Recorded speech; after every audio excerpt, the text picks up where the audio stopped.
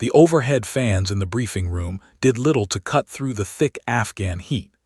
Dust particles danced in shafts of sunlight streaming through reinforced windows, giving the forward operating Base Alpha's operations center an almost dreamlike quality.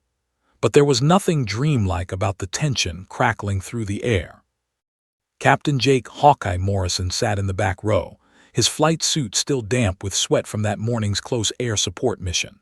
Around him, the room buzzed with the controlled chaos of elite warriors preparing for something big. Navy SEALs clustered near the front, their casual confidence unmistakable. Army Rangers occupied the middle rows, weapons close at hand even here. Air Force personnel, drone operators, combat controllers, and a handful of pilots like himself filled in the gaps. Jake kept his head down, reviewing fuel consumption reports on a battered clipboard. To anyone watching, he was just another pilot doing paperwork. That's how he preferred it. In 8 years of flying the A-10 Thunderbolt II, he'd learned that the best operators were often the quietest ones. The door burst open with a metallic clang. Commander Nathan Cross strode in, and the room snapped to attention. The SEAL officer was a legend, 3 deployments, 2 silver stars, more confirmed kills than most snipers achieved in a career. His desert tan uniform was faded from sun and use, his face carved from granite and determination. Behind him walked Lieutenant Sarah Chen, intelligence officer, carrying a laptop that held the mission brief. "At ease, sit down," Cross's voice could cut steel. "We've got a situation and we've got 12 hours to fix it." The room settled into focused silence. Jake set down his clipboard, watching as Chen connected her laptop to the projector. A satellite image filled the screen, rugged mountain terrain, a compound nestled in a valley like a fortress. "This is Omar Ansari," Cross said as a photograph replaced the terrain. Middle-aged man, thick beard, cold eyes. Bomb maker.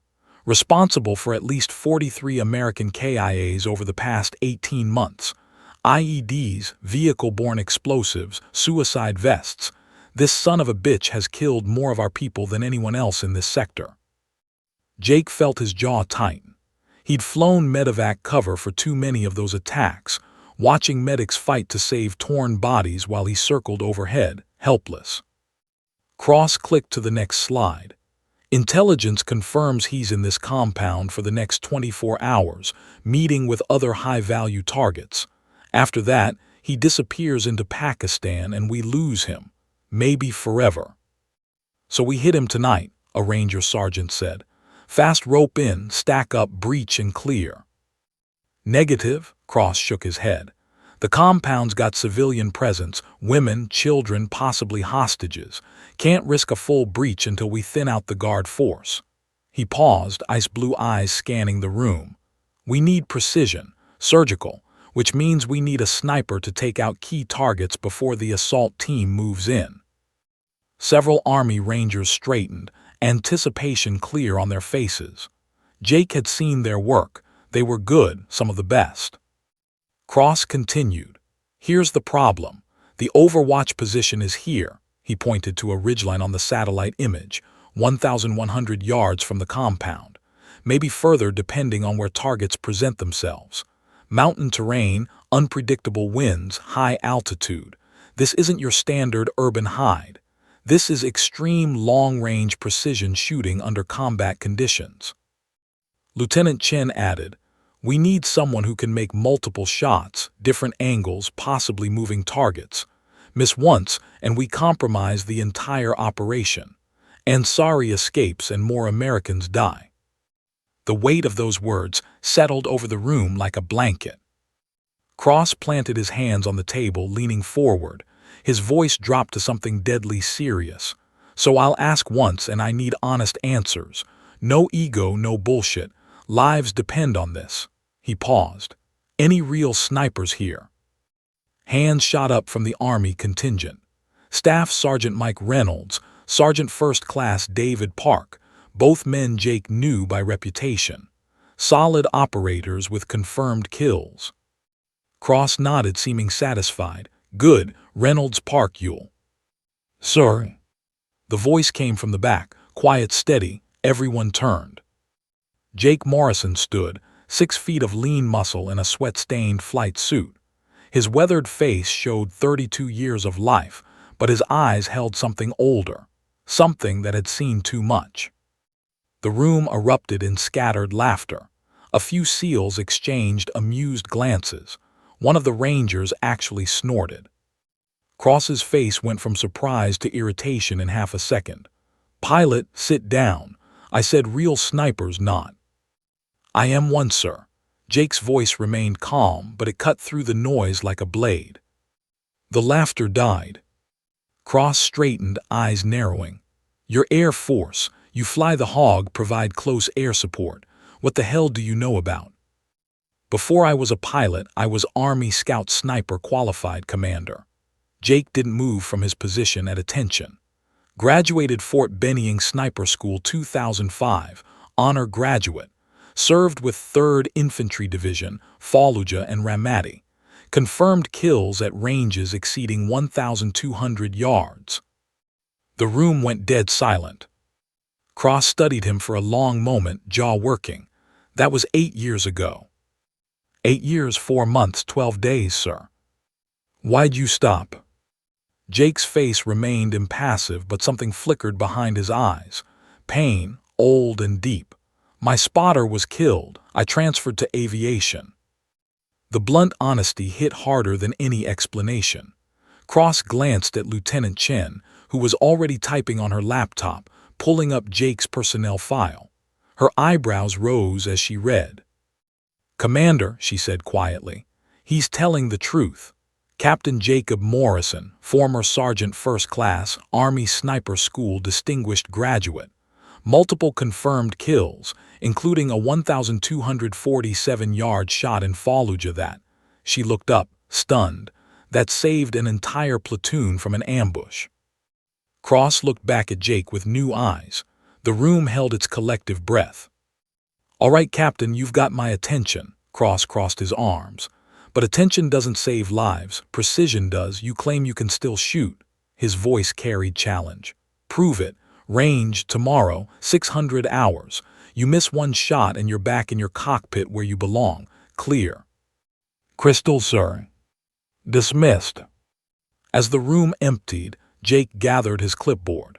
His hands were steady, but his heart hammered. He hadn't touched a sniper rifle in over 8 years. Hadn't squeezed a trigger with a human being in the crosshairs since the day Tommy Bryce died. But tomorrow, he'd have to remember how. Tomorrow, he'd have to prove that some skills never die. They just wait in the dark, ready to be called back to life. The mountain air was crisp and cold at 600 hours, carrying the scent of gun, oil, and possibility. Jake arrived at the range 15 minutes early, a habit drilled into him years ago. The sun hadn't yet cleared the peaks, leaving the valley in that gray pre-dawn light where shadows played tricks on the eyes. He carried a hard case containing a rifle he'd kept locked away for 8 years, 4 months, and 12 days. Last night, alone in his quarters, he'd opened that case for the first time since leaving the Army. The M24 sniper weapon system lay there, preserved in oil and memory. His hands had trembled as he'd cleaned it, muscle memory guiding movements he thought he'd forgotten. But the rifle remembered him, and so did the ghosts. Commander Cross was already there, along with 6 of his SEAL snipers. They stood near a tactical table covered in range cards and ballistic data, steam rising from coffee cups in the cold air. When Jake approached, the conversation stopped. "Captain Morrison," Cross nodded, "wasn't sure you'd show." "Said I would, sir." "Saying and doing are different things." Cross gestured to his men. "These are my boys, Chief Petty Officer Marcus Williams, Doc, Petty Officers Jensen, Rodriguez, Chen, Blackwood, and Harper. Between them, they've got over 200 confirmed kills. They're going to set up your shots today." Doc Williams stepped forward, a massive man with a shaved head and arms like tree trunks. His eyes held the flat, evaluating gaze of a predator. "Nothing personal, Captain, but we need to know you can actually do this. Our lives are going to depend on your trigger finger." Understood. Then let's not waste time. Doc pointed downrange. First shot 800 yards. Standard target, no wind compensation needed. Prove you can at least hit paper. The other SEALs smirked. 800 yards was basic for them, practically point-blank range for a trained sniper. It was a softball pitch, and they all knew it. Jake knelt behind the shooting bench, opening his rifle case. The M24 emerged, its synthetic stock worn smooth from use, the barrel still pristine. He assembled it with practiced efficiency, scope mounted, bolt checked, magazine inserted. His hands moved automatically, like a pianist returning to keys after years away. He chambered a round. The metallic click echoed in the morning stillness. "Wind's calm, 3 knots from the east," Rodriguez called out, reading an anemometer. "Temperature 45 degrees, barometric pressure standard. No excuses, pilot." Jake settled into position, cheek pressed against the stock. Through the scope, the world narrowed to a single point of focus. The target materialized, a standard silhouette at 800 yards. His breathing slowed automatically, in through the nose, out through the mouth, heart rate dropping, 68 beats per minute, 62, 58. And suddenly he was back in Fallujah, rooftop position. Tommy Bryce beside him, calling wind and distance in that Kentucky drawl. "Looking good, Jake. Send it when ready." Jake's finger found the trigger, squeezed. The rifle punched his shoulder, the suppressed bark swallowed by the mountains. Downrange, the target's center mass erupted. Doc lowered his binoculars. "Hit, center mass." His voice carried surprise he couldn't quite hide. "Lucky shot," Jensen muttered. Cross raised an eyebrow. "Let's see." Doc moved the target 1,000 yards, add some challenge. The SEALs repositioned a steel gong target at the new distance. Doc checked his instruments. Wind's picking up, 8 knots, quartering from the left. Elevation change puts you at a 17-degree angle. Compensate accordingly. Jake did the math in his head. Wind drift at this distance with current conditions, approximately 14 inches left. Elevation, add 2.3 mils. He adjusted his scope, settled back into position. This time the memories came harder. Tommy's laugh. The way he'd quote Johnny Cash between shots.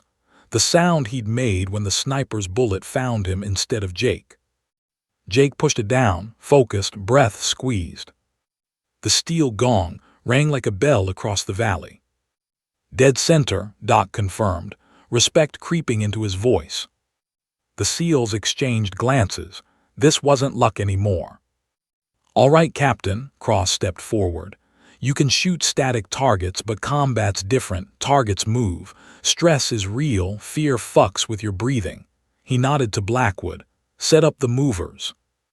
Downrange, SEAL snipers activated a series of pop-up targets, silhouettes that would appear at random intervals at varying distances. 900 yards, 1,000, 1,100, some exposed for 3 seconds, others for 5. "You get 1 magazine," Cross said. 5 rounds. However many targets you hit in the next 60 seconds, that's your score. My boys average 3 hits, 4 if they're having a good day. Jake loaded 5 rounds, each one a small prayer. His hands were steady now, the old confidence returning like an old friend, or maybe an old enemy. He wasn't sure which. "On my mark," Cross said. 3, 2, 1, execute. The first target popped at 900 yards. Jake acquired, compensated, fired. Down. Second target, 1,100 yards, left side. Swing, breathe, squeeze, down. Third target, farthest point, moving laterally. Lead the target, account for wind. Fire, down. Fourth target, close range, 800, almost too easy, down. Fifth target, the hardest one. 1,200 yards, small exposure window, high wind. Jake's breathing stopped. Everything stopped. The world condensed to the space between heartbeats. He saw Tommy's face one last time, heard his friend's voice. "Take the shot, brother." Jake squeezed. The target disappeared. 60 seconds, 5 rounds, 5 hits. Doc Williams lowered his binoculars slowly, then turned to Cross. Commander, I've been doing this for 12 years. I've never seen anyone shoot 5 for 5 on the movers. The other SEALs stood silent. Their skepticism evaporated like morning mist. Cross approached Jake, hand extended. "Welcome to the team, Captain. Mission brief is at 1400 hours. He paused, studying Jake's face. "But I need to know, can you do this for real? Not steel targets, human beings." Jake disassembled his rifle, hands steady despite the storm inside him. "I've done it before, Commander. I can do it again." "Even after 8 years." Jake met his eyes. "Some things you never forget, even when you want to." Cross nodded slowly. "Get some rest. Tonight we hunt." As the SEALs dispersed, Doc lingered behind. "Captain, that last shot, 1,200 yards, moving target, high wind. That was impossible." Jake shouldered his rifle case. "No, Chief, that was necessary. There's a difference." Walking back to his quarters, Jake felt the weight of what he'd just agreed to. Tonight, he wouldn't be shooting steel. He'd be taking human lives again, looking through a scope at men who had families, dreams, fears. But he'd also be protecting his brothers, saving American lives, finishing what he'd started 8 years ago when Tommy died. The ghosts would have to wait. He had a mission to prepare for. At 1400 hours, the operations center hummed with controlled intensity. Jake entered to find the room transformed into a tactical nerve center. 3 large monitors dominated one wall, displaying satellite imagery, drone footage, and real-time intelligence feeds. A 3-dimensional terrain model sat on the center table, a perfect miniature replica of the target area, complete with elevation changes, structures, and approach routes. Commander Cross stood at the head of the table, surrounded by his SEAL team and a handful of support personnel. Lieutenant Chen worked a laptop, updating imagery as new intelligence arrived. The Air Force Combat Controller, Major Steve Hayes, monitored radio frequencies. An Army Ranger liaison, Captain Mike Torres, represented the Quick Reaction Force on standby. "Captain Morrison, join us." Cross gestured to an open spot at the table. Jake moved forward, aware of the eyes tracking him. These men had seen him shoot that morning, but trust in combat was earned through more than marksmanship. It required tactical acumen, decision-making under pressure, and the ability to think like a warrior. "Here's what we know." Cross activated a laser pointer, highlighting the compound on the screen. "Omar Ansari arrived at this location 18 hours ago. Signal intelligence confirms he's meeting with 2 other high-value targets, Rashid Durrani, Taliban regional commander, and Khalid Massoud, weapons facilitator for the Haqqani network. All 3 in one place. This is a once-in-a-decade opportunity." Chen clicked through images. The compound sits in a valley, elevation 8,200 feet. Single-access road from the north, sheer cliff faces on the east and west sides. Mountain ridgeline to the south, that's our approach. Structure is reinforced concrete, 2 stories, approximately 12 rooms. Infrared shows 15 to 20 heat signatures inside, but we can't differentiate combatants from civilians. "Guard force?" Doc Williams asked. 8 confirmed external guards rotating in 4-hour shifts. Unknown number of internal security. Intel suggests Ansari travels with at least 4 personal bodyguards, former Pakistani Special Services Group, highly trained. Jake leaned over the terrain model, his pilot's brain automatically processing the information. Elevation changes, wind patterns, line of sight, fields of fire. He'd studied terrain from 10,000 feet for 8 years. Now he was seeing it from ground level again. "Proposed overwatch position is here." Cross pointed to a spot on the southern ridgeline.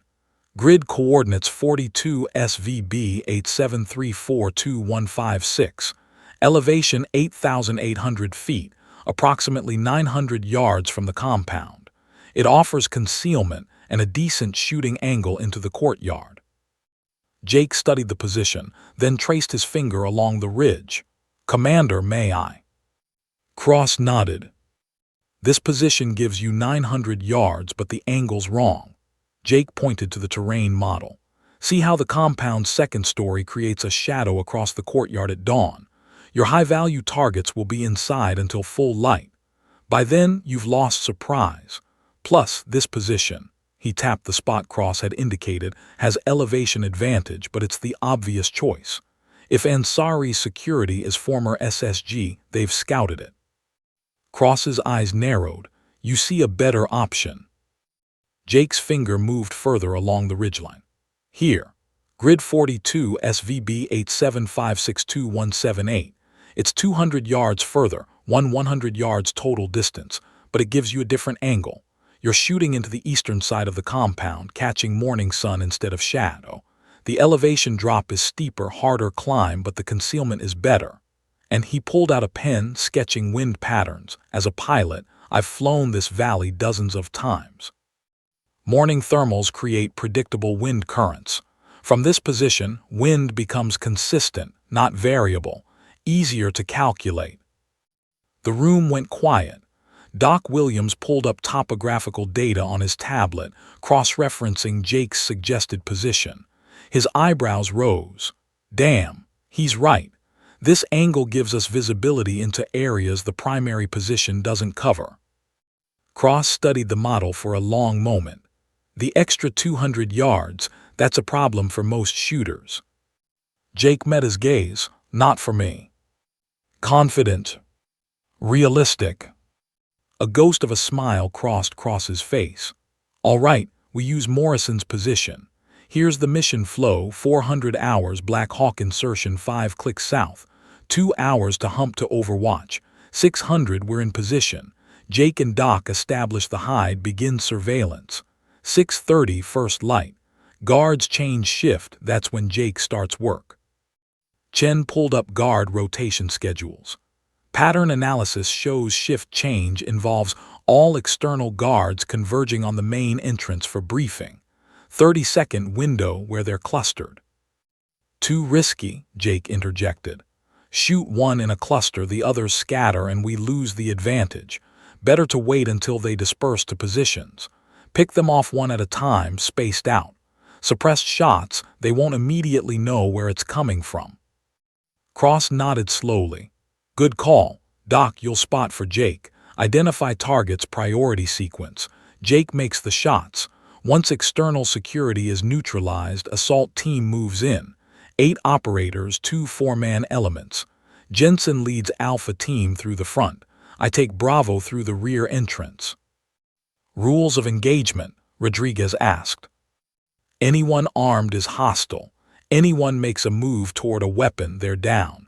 Women and children exercise extreme caution. This is precision work, people. We're not painting the compound red. We're surgically removing 3 tumors." Lieutenant Chen spoke up. "Time-sensitive target window closes at 1800 hours tomorrow. Intelligence indicates Ansari leaves the compound after evening prayers, heading into Pakistan. After that, he's gone." "Which gives us one shot at this," Cross said. "Questions?" Jake raised his hand. "I want my A-10 on standby." Cross frowned. "You'll be on the ground with us, can't be in 2 places." "Not for the infiltration. For exfil if things go sideways. Another pilot can have my bird armed and ready at FOB Delta. That's 12 minutes flight time from the target area. If you need close air support, I can break from the Overwatch position, get to emergency extract, and be airborne in under 20 minutes." "That's a hell of an extraction sprint down a mountain," Doc pointed out. "I'll manage." Cross considered it. "Hayes, coordinate with FOB Delta. Get Captain Morrison's aircraft prepped and a standby pilot on alert. If Morrison calls for extraction to fly CAS, make it happen." He looked at Jake. "But understand, Captain, you leave that Overwatch position, and my boys lose their guardian angel." "Won't leave unless you're about to be overrun, Commander. You have my word." "Good enough." Cross checked his watch. "We've got 12 hours before insertion. Get your gear squared away. Doc, take Morrison to supply, get him outfitted with proper field kit. Morrison, you good with a secondary weapon? Prefer the M4 standard load.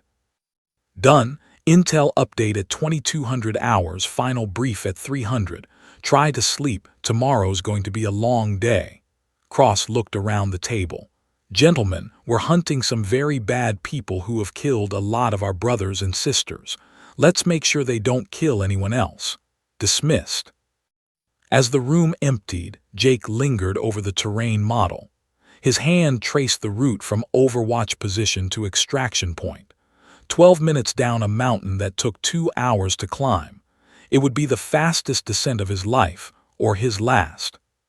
Doc approached, massive arms crossed. That was solid tactical thinking in there. The angle, the wind patterns, you think like a shooter and a pilot simultaneously. That's rare. Just trying to bring everyone home, Chief. Doc, call me Doc. He extended his hand. We're about to spend tomorrow in a hide together. Might as well be on first-name basis. You can call me Marcus if you want. Jake shook it. Jake, though most people call me Hawkeye. Hawkeye? Doc grinned. I like it. Tell me something, Hawkeye. Why'd you really volunteer for this? You've got a cushy pilot gig. 3 hots and a cot, fly missions from altitude, never have to look your enemy in the eye. Why go back to the dirt? Jake stared at the compound on the screen. Because Omar Ansari built the IED that killed a medevac crew I was escorting last month. I watched those Black Hawk medics die trying to save wounded soldiers. Watched it from 5,000 feet up, completely helpless. He turned to Doc. I'm tired of being helpless. Tired of watching people die from a distance. If I can put a bullet in the man responsible, I will. Doc studied him for a long moment. That's a good reason. Just make sure revenge doesn't make your hands shake when it matters. They won't shake. How can you be sure? Jake picked up his rifle case. Because when I'm behind a scope, I'm not Jake Morrison anymore. I'm just the shot, and the shot doesn't miss. He walked out, leaving Doc standing alone in the operations center. Outside, the sun was setting over the mountains, painting them in shades of blood and gold. Somewhere beyond those peaks, Omar Ansari sat in his compound, believing he was safe. Tomorrow, Jake would teach him otherwise. The Black Hawk's rotors beat a rhythmic thunder against the night sky as it skimmed low over the Hindu Kush mountains. Inside the darkened cabin, 12 operators sat in silence, faces painted black and green, eyes hidden behind night vision goggles. The helicopter flew nape of the earth, so close to the terrain that rocks seemed to reach up and grab at the skids. Jake sat between Doc Williams and a SEAL named Jensen, his body swaying with the aircraft's movements. 80 pounds of gear pressed down on him, rifle case strapped to his back, tactical vest loaded with ammunition, water, communications equipment, and survival gear. His M4 carbine rested across his lap, magazine loaded, safety on. He traded his flight suit for multicam fatigues that still felt foreign after 8 years of wearing Air Force Blue. The loadmaster held up 5 fingers, 5 minutes. Jake's heart rate kicked up, not from fear. He'd flown combat missions where surface-to-air missiles painted his aircraft. This was different. Anticipation. The same feeling he'd had in Fallujah before operations, when the world condensed to mission objectives and survival instincts. Commander Cross's voice crackled through the headset. 2 minutes. Remember silent insertion. We're 15 clicks from the target, but assume hostiles could be anywhere. Stay tight, stay quiet, stay alive. The Black Hawk banked hard, dropping into a narrow valley. Through the open door, Jake saw nothing but darkness and the faint outline of jagged peaks against starlight. The pilot was flying on instruments and balls, navigating terrain that could kill them all with one wrong move. 30 seconds. The helicopter flared, rotors clawing at thin mountain air. 8,000 feet elevation. The air was noticeably thinner, every breath requiring more effort. Jake's pilot brain automatically calculated density, altitude, engine performance, lift capacity. old habits. Go, go, go. The SEALs moved like shadows, flowing out of the helicopter in perfect sequence. Jake followed Doc, boots hitting rocky ground hard. The impact jarred through his knees despite the practiced landing. Around him, operators fanned out in a defensive perimeter, weapons raised, scanning for threats. The Black Hawk's engines roared as it lifted away, and then silence crashed down like a physical force. No city lights, no aircraft sounds, just wind whistling through rocks and the team's controlled breathing. Cross materialized beside Jake, hand signals only. Formation up, move out. They began to climb. The first hour was brutal. The terrain was a nightmare of loose scree, boulder fields, and steep inclines that required using hands as much as feet. Jake's legs burned. His lungs screamed for oxygen that wasn't there. The altitude was kicking his ass harder than he'd expected. Flying at altitude and climbing at altitude were completely different experiences. Doc moved ahead of him, massive frame somehow gliding over obstacles that made Jake struggle. The SEAL would occasionally glance back, checking on the pilot. Jake refused to show weakness, matching pace step for grinding step. 2 hours in, they paused for a tactical halt. Jake's fatigues were soaked with sweat despite the freezing temperature. His hands were torn from scrambling over rocks. But when Doc offered water, Jake took only a small sip. Hydration was critical, but so was bladder discipline. They'd be lying in a hide for hours with no bathroom breaks. "How you holding up, Hawkeye?" Doc whispered, his voice barely audible. "Still breathing." Pilots usually can't handle this part. All that soft living in climate-controlled cockpits. Jake managed a grim smile. "I grew up in Montana, Chief. Spent every fall hunting elk in mountains that make these look like speed bumps. My old man believed if you couldn't pack out your kill on your back, you didn't deserve to hunt." Doc's teeth flashed white in the darkness. "Might make a ground pounder out of you yet." Cross signaled, "Move." The next hour was worse. They hit a section where the ridgeline narrowed to a knife-edge, 3-foot-wide spine of rock with 1,000-foot drops on either side. Wind gusted unpredictably, threatening to pitch them into the abyss. Jake focused on the man in front of him, matching steps exactly, not looking down. His mind drifted, dangerous at this altitude and exhaustion level. He saw Tommy Bryce walking point on a Fallujah street, saw the building where they'd set up their hide, saw the moment the enemy sniper's bullet meant for Jake found Tommy instead. "I'm sorry I couldn't save you, brother," Jake had whispered, cradling Tommy's body as life drained away. Tommy's last words, "Not your fault, Jake, never your fault, just finish the mission, always finish the mission." "Hawkeye," Doc's voice pulled him back. "Stay with me, man, head in the game." Jake blinked, refocused. They'd cleared the knife-edge ridge and were approaching the final ascent to the Overwatch position. The compound was invisible in the darkness below, but Jake could feel it, a malignant presence waiting to be cleansed. At 5:45 hours, they reached the position Jake had identified on the terrain model. It was perfect, a natural depression in the ridgeline, rock formations providing concealment from below, scrub brush breaking up their silhouette from above. The angle into the compound's eastern side was exactly as he'd calculated. Cross hand signaled. Doc and Jake establish hide. Rest of team, defensive perimeter 50 meters downslope. The SEALs melted away into the darkness. Suddenly, it was just Jake and Doc, alone on a mountain, 1,100 yards from men who needed killing. They worked in silence, setting up the hide with practiced efficiency. Doc unrolled a camouflage net, draping it to blend with surrounding vegetation. Jake assembled his rifle, each component clicking into place with satisfying precision. Scope mounted, bipod extended, suppressor attached.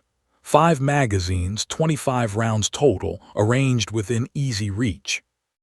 Doc set up the spotting scope, then pulled out a laser rangefinder and began marking distances to key points in the compound below. Main entrance, 1,147 yards. Southeast Guard Tower, 1,089 yards. Courtyard Center, 1,124 yards.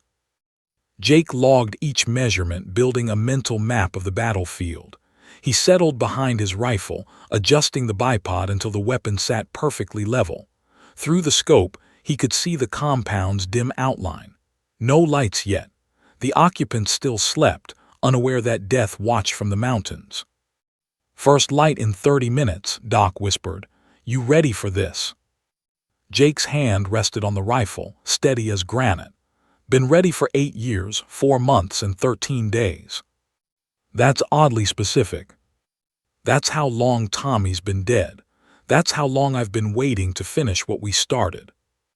Doc was quiet for a moment. "This isn't Fallujah, Hawkeye. This is a different war, different enemy. Don't let ghosts guide your trigger finger." "They won't." Jake chambered around, the metallic sound crisp in the pre-dawn silence. "But they'll watch, and when this is over, maybe they'll finally rest." Below, a light flickered on in the compound. Then another. The target area was waking up. Doc keyed his radio. "Overwatch in position, beginning surveillance." Cross's response came through Jake's earpiece. "Copy that. Assault elements standing by. Hawkeye, you are authorized to engage targets of opportunity once identified. Make every shot count." "Roger that, Commander." The sky began to lighten, deep purple fading to gray. Jake's heart rate dropped to 52 beats per minute. His breathing became shallow, controlled. The world narrowed to the circle of his scope, where death waited to be delivered at the speed of sound. Through the growing light, figures began to move in the compound below. Guards stretching, yawning, beginning their morning routines. Normal men doing a job. Men who helped build bombs that tore children apart. Jake's finger rested outside the trigger guard. "Not yet. Wait for the perfect shot. Wait for certainty." Doc's voice barely a breath. 2 guards northeast corner. AK-47, cigarettes, looking relaxed. Range 1,089 yards. "I see them." Wind is 4 knots, quartering left. Temperature 38 degrees. No mirage yet. Jake made micro-adjustments to his scope. The crosshairs settled on the first guard's chest. Young man, maybe 25, laughing at something his companion said. "You're cleared hot on Commander's mark," Doc said. Jake waited, breathed, remembered Tommy, remembered every American those bombs had killed. Cross's voice. "Hawkeye, this is 6 actual. You have execute authority. Send it when ready." Jake's finger moved to the trigger. The hunt had begun. Dawn broke over the Hindu Kush like a wound opening in the sky, crimson and gold bleeding across the eastern horizon. Jake watched through his scope as the compound transformed from shadowy outline to tactical reality. Every detail crystallized in the growing light. Concrete walls pockmarked by time and weather, guard towers at 3 corners, a central courtyard with a dry fountain, vehicles parked haphazardly near the main gate. And men, armed men moving with the casual confidence of those who believed themselves safe. "Primary target area is hot," Doc whispered. I pressed to his spotting scope. "Count 8 external guards rotating positions. 2 on the main gate, 2 roaming the perimeter, 4 at static posts." Jake tracked movement through his rifle scope. The magnification brought him close enough to see facial features, read body language, count ammunition magazines in tactical vests. These weren't farmers forced into fighting. These were professional soldiers, Taliban, likely former Afghan National Army who'd switched sides when the money got better. "Guard Alpha main gate left position," Doc called. "Range 1,147 yards. Wind holding steady at 4 knots, quartering left. Temperature rising 42 degrees now. Correction factor 0.3 mils left, 0.2 mils up." Jake found the target. Mid-30s, thick beard, Chinese-made QBZ-95 rifle slung across his chest. The man was drinking from a canteen, talking to his partner. Human. Real. Not a steel silhouette on a range. Jake's breathing slowed. In through the nose, filling the diaphragm, out through the mouth, long and controlled. His heart rate dropped 50 beats per minute, 48. The rifle became an extension of his body, the crosshairs an extension of his will. He saw Tommy Bryce in his peripheral vision, not really there but present nonetheless. His spotter, his brother, 8 years dead but never forgotten. "Finish the mission," Tommy's ghost whispered. "Always finish the mission." Cross's voice crackled in Jake's earpiece. "Hawkeye 6 Actual, you are cleared to engage. Priority targets are external guards. Work from east to west, eliminate them sequentially. Assault team moves on your 6th shot. Acknowledge." Hawkeye copies. Cleared to engage 6 targets east to west sequence. Standing by. Send it. Jake's world collapsed to the space between heartbeats. The compound disappeared. The mountain disappeared. There was only the target, the wind, the bullet's arc through space and time. Physics and will merged into a single moment of absolute clarity. His finger took up the trigger slack, 2 pounds of pressure, then 3. The break point approached like destiny. He thought of the medevac crew, Captain Sarah Chen and her team, blown apart by an IED while trying to save wounded soldiers. Their Blackhawks spiraling into the ground while Jake circled overhead, helpless, screaming into his radio for help that would never arrive. Omar Ansari had built that bomb. Jake squeezed. The rifle spoke, a suppressed cough that barely disturbed the morning silence. Through the scope, Jake watched the bullet's flight compressed into instantaneous result. The guard's canteen exploded, but by then the 7.62 round had already passed through his chest, severed his aorta, and exited between his shoulder blades. The man collapsed like a puppet with cut strings. His partner froze, confused, looking around for a threat that killed from over a kilometer away. "Hit center mass," Doc confirmed. "Target down. Second guard at main gate is exposed. Same windage, adjust elevation 0.1 mil down for range 1,142 yards." Jake cycled the bolt. The spent casing ejected with a soft clink. He chambered a fresh round, acquired the second target. The man was moving now, reaching for his radio, beginning to understand that something was wrong. Too late. Jake fired. The guard spun, clutching his throat where the bullet had found him. He fell backward, blood misting in the morning light. "Target down, 2 for 2. Doc's voice held professional respect. "Northeast tower guard is turning toward the gate. Range 1,089 yards. Wind steady. Send it." The tower guard had his rifle up now, scanning. Smart. Disciplined. Searching for the threat that had killed his comrades. He'd probably been a soldier before the Taliban recruited him. Maybe even a good one. Didn't matter. Jake's third shot took him in the upper chest. The man tumbled from the tower, falling 15 feet to the ground and moving no more. 3 down, southeast roaming guard heading toward the main gate. He knows something's wrong. Range 1,156 yards, moving target walking speed. Doc paused. "This one's tricky, Hawkeye. Lead him or take the shot." Jake tracked the guard through his scope. The man was walking quickly, weapon raised, head swiveling.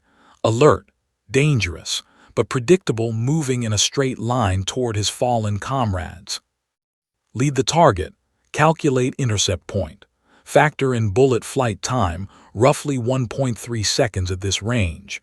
Account for the target's movement, approximately 5 feet per second. Lead by 7 feet. Jake placed his crosshairs 7 feet ahead of the moving guard, waited for his breathing to sync with his heartbeat, waited for the moment when everything aligned. Squeezed. The guard ran directly into the bullet's path. He dropped instantly, killed by geometry and timing. "Jesus Christ," Doc breathed. "That was a perfect intercept shot, 4 down." Cross's voice, "Hawkeye, outstanding work, continue." But Jake was already tracking the 5th target, a guard at the southwest corner who just realized his entire perimeter was collapsing. The man was smart, diving for cover behind a concrete barrier. only his head and shoulders visible, a difficult shot made harder by the man's panic making him bob and weave. Southwest Guard, partial concealment, range 1,134 yards, Doc called. Wind shifting, 6 knots now, more left deflection. He's scared, moving erratically. Jake waited. Patience was the sniper's greatest weapon. The panicked guard would make a mistake, expose himself, give Jake the shot he needed. Seconds crawled by. The guard's head popped up, looking toward the main gate where his comrades lay dead. 1 second, 2 seconds. Jake fired. The guard's head snapped back. He slumped over the barrier, visible to Jake but hidden from anyone inside the compound. 5 down. 1 external guard remaining, northwest roaming position, but he's running for the main building. Range 1,167 yards, fast-moving target. Jake tracked him. The man was sprinting, rifle bouncing against his chest, genuine terror driving his legs. He was 20 yards from the door. 15. 10. The shot was nearly impossible. Extreme range. Fast-moving target. Multiple corrections needed simultaneously. Jake didn't think. He acted. Muscle memory from 1,000 hunts, 1,000 training scenarios, 1,000 moments when failure meant death. He led the target, compensated for wind and elevation and the runner's desperate speed. Fired. The running guard pitched forward, sliding face first into the dirt 5 feet from safety. 6 down, Doc's voice carried genuine awe. 6 shots, 6 kills, ranges from 1,089 to 1,167 yards. Hawkeye, that was the most incredible shooting I've ever witnessed. Cross's voice cut through. Assault teams execute, execute, execute. Hawkeye, maintain overwatch. Anyone exits that building armed, put them down. Through his scope, Jake watched as shadows materialized from the rocks, seals moving with lethal grace toward the compound. They flowed like water, weapons up, closing the distance. 60 seconds and they'd be at the walls. Then the door burst open. Not 1 man, not 2. A dozen armed fighters poured from the building, weapons blazing. Someone inside had understood the attack and organized a defense. The courtyard erupted in muzzle flashes and shouting. Contact, heavy contact, Cross's voice. Multiple hostiles were pinned at the south wall. Doc swore. That's more than 8 guards. Intel was wrong, there's at least 20 fighters in there. Jake was already moving his rifle, tracking targets. A fighter with an RPG appeared on the second-floor balcony, tube loaded, aiming down at Cross's team. Jake fired. The RPG gunner fell, but his weapon tumbled over the railing, landing in the courtyard where another fighter grabbed it. Doc called the shot.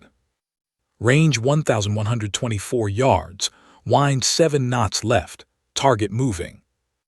Jake fired before Doc finished. The second RPG gunner went down, but the launcher discharged as he fell, the rocket screaming into the sky before exploding harmlessly against the cliff face. More fighters appeared, 10, 15, 20. The compound was a hornet's nest and Jake had kicked it hard. Hawkeye, we need air support now, Cross shouted over gunfire. We are seriously outnumbered. Where's that QRF? Another voice answered. Warthog flight is 18 minutes out. Say again, 18 minutes. Jake's blood turned to ice. 18 minutes. His brothers would be dead in 5. He kept firing. 7, 8, 9 targets down, but for every fighter he killed, 2 more appeared.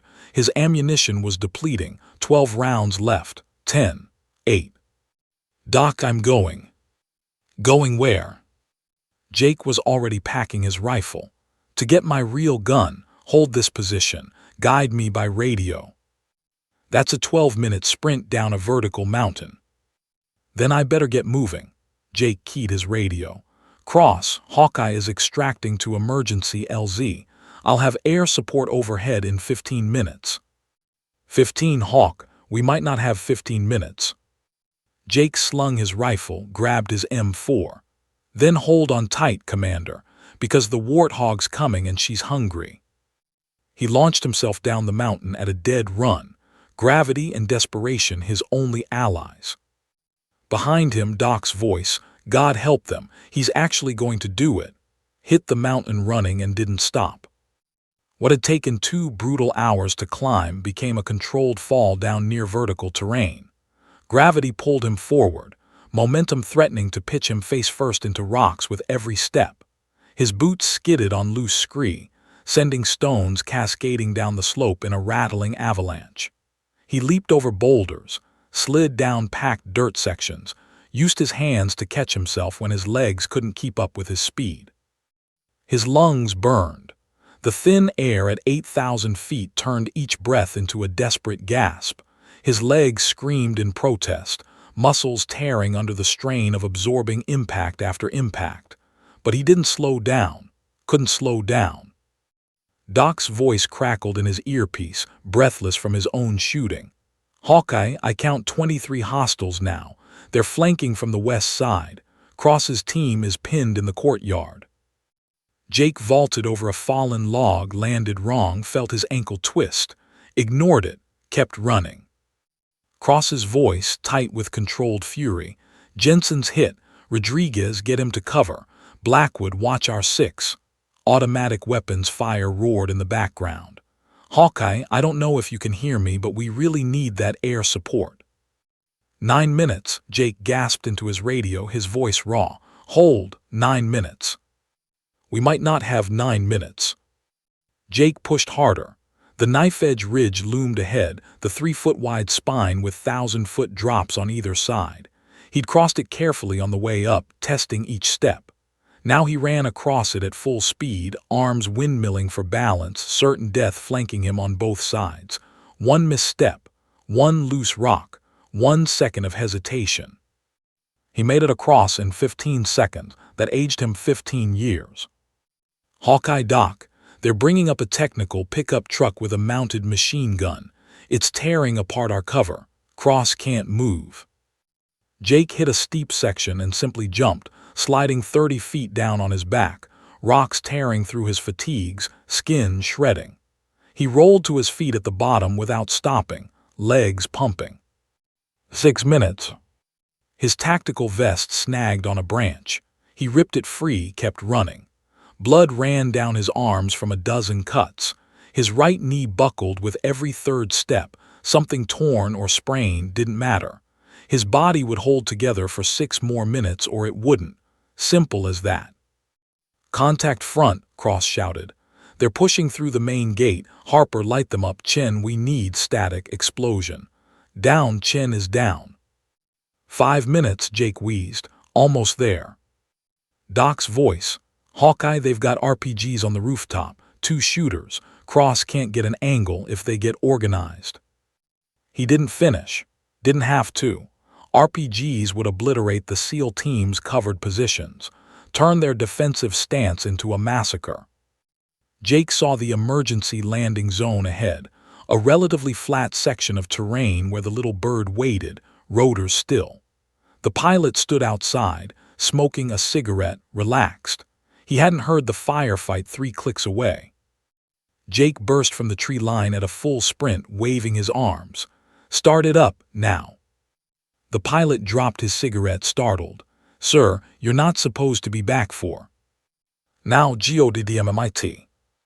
Something in Jake's voice, the raw desperation, the blood, the wild look in his eyes made the pilot move. He jumped into the cockpit. The turbine whined to life. Jake didn't wait for the rotors to reach full speed. He threw himself into the passenger seat. Fob Alpha, maximum speed, lives on the line.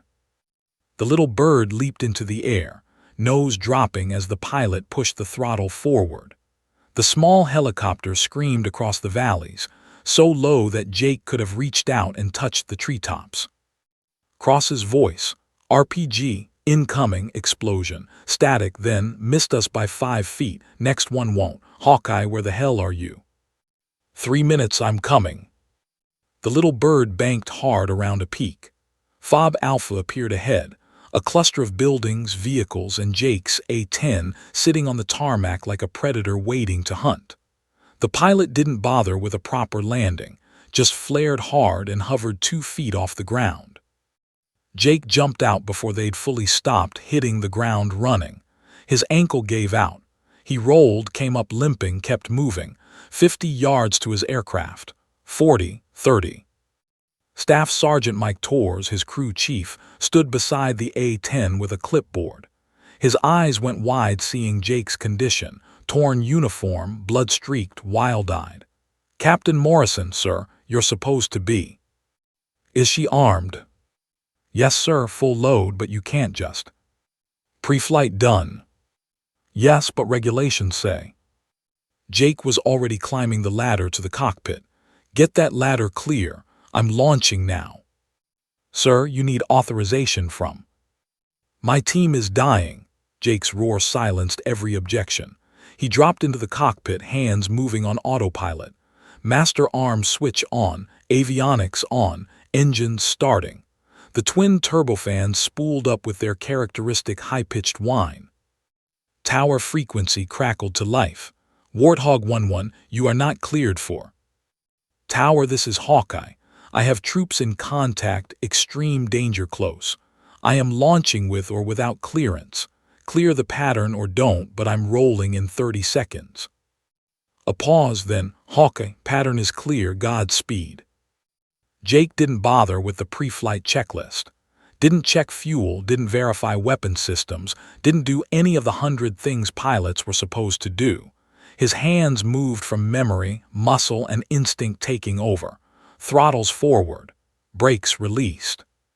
The A-10 Thunderbolt II rolled forward, picking up speed. 50 knots. 60. 80. The ungainly aircraft, built around a gun so massive that the plane was essentially a flying tank killer, lurched into the air with all the grace of a pregnant buffalo. But once airborne, she became something else entirely, something deadly. Cross's voice, desperate now. "They're breaching our position. We're going hand to hand.